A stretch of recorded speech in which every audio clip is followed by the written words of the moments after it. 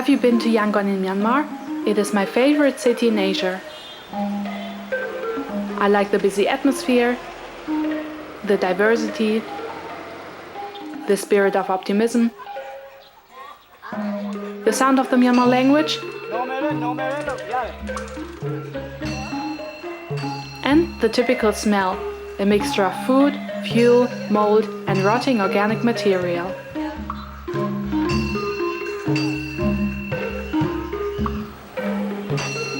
No wonder, in a city of 5.2 million people, a lot of trash builds up.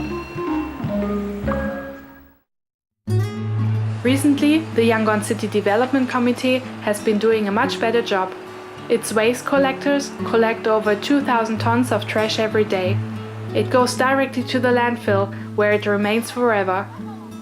More than half of it is organic, mixed with plastic and other inorganic material. The average Yangoner contributes around 0.4 kilogram to that collection. But experts assess that each resident produces up to 0.8 kilogram of waste every day, adding up to more than 4,000 tons altogether. Where does all the rest go?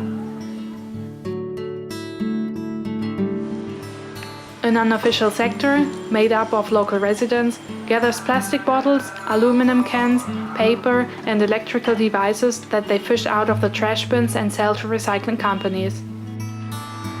But most of the unwanted trash is tossed all over the place, often in the back alleys, where it starts to rot quickly in the 20 to 40 degree heat. This attracts cockroaches or rats that can become carriers of diseases. In areas outside the city center, the trash is burned on the street. In cities like Yangon, the value of organic waste is forgotten. But it has a huge value, since it can be transformed into rich soil. In a country that suffers from the lack of good soil, the handling of waste represents a double loss. A team of 5 plans to do something about it. Jenny, the founder of Bokashi Sweden, Inda, our local manager, Stefi, a pharmacist, me, the filmmaker, and EE, our good mood manager. Together, we form Bokashi Myanmar. But what is Bokashi?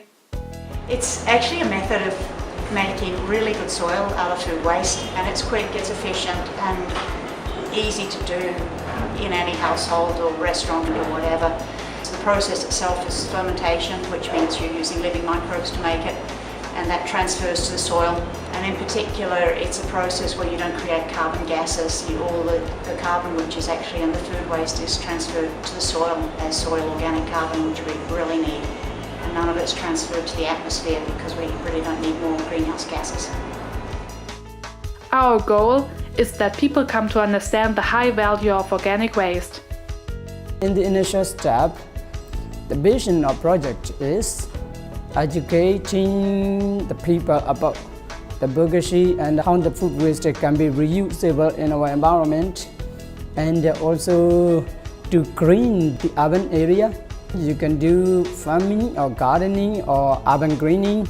You can make some kinds of flower plants in the pot or in the boxes, on the balcony or on the street corner or in your kitchen, wherever you want.